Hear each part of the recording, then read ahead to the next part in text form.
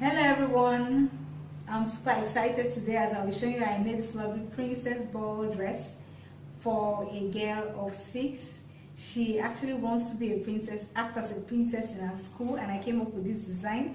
I hope you like it. I hope you enjoy every bit of this. Stay tuned, let's get started. If you find this video helpful, please like and share.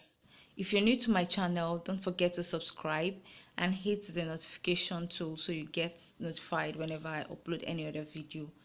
I'll be using freehand for this tutorial. If you want to see how I draft pattern for this dress, leave a comment in the comment box.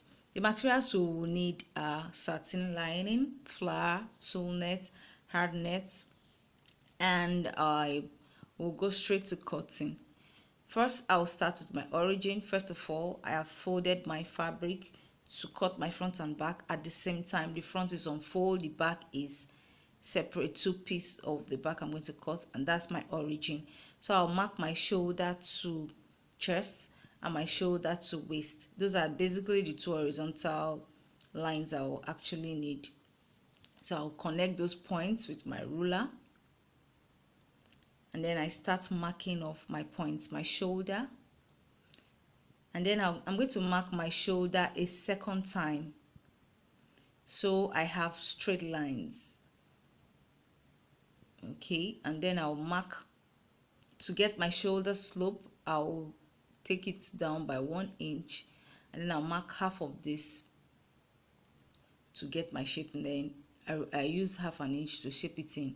And then my neck is 2.5 width, and then my bust is my chest is chest plus half inch ease, and then my waist plus that of 1 inch. But though we're not going to take out the darts, but it is usually drafted in the pattern. So I'll connect my armhole using a regular French curve, and then this is basically how it looks like. I'm not going to use any darts. I'll just go ahead to mark my seam allowances all over. The armhole I'm using half an inch. Every other part I'm using half an inch, but the sides I'm using 1 inch just in case. Sorry, in the video I said 6 years. She's actually 5, just so you know. And then this is half an inch as well. So, and then for my zip allowance I'm using 1 inch.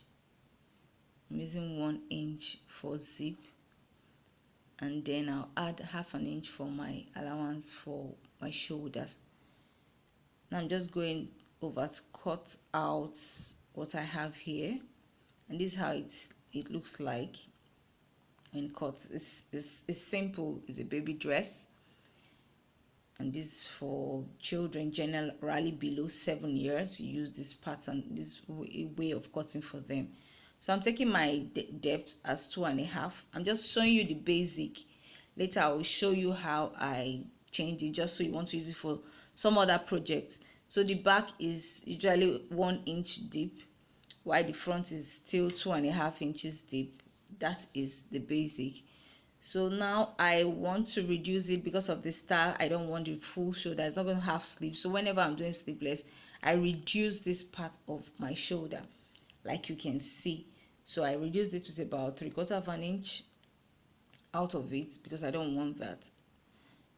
Then the neck, I want a different neck. I don't want this regular neck. The back is going to be a deep V, as you can see in the picture. The deep V. So I'm just going to mark my deep V. I marked it to like 7 inches deep, and then I'll just cut it straight down. Okay, and that's my back. And then the front, I'm going to cut the front really deep, not quite deep, like 4 inches. Then I'll just slant. That's the shape of neck I want. Later on you see how I added and modified this to get some pleats though, but at the time of making this video I just decided to do it this way. So this is what I'm going to attach to my neck part. That's how I'm going to attach to my neck. That's what I'll attach. And now I'm going to add my seam allowances just so it's not short, because I've cut out this piece. I'm going to just add 1 inch so everything balances out to what is actually supposed to be. So this is what I will add to my chest, to my neck, or my upper part. Okay, and for the bottom I just got circle really wide, like ×2 of the waist. So you calculate what ×2 of the waist should look like, or even ×3. I really wanted it full, and that's how I just did that. And then I measured the length from this my circle I've drawn.